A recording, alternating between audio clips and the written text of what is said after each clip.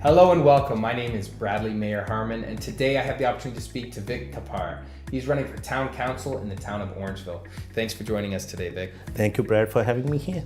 So I want to talk to you, specifically give you an opportunity to speak to the voters about obviously why you're running for town council and what you hope to achieve should you be elected.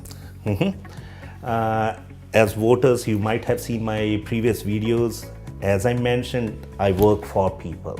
I love helping people, and that's my main motive to go in there. I'm not a politician. I'm just an ordinary person. I just want to go in there and raise the voice of my people, my town, what they need, and achieve it for them.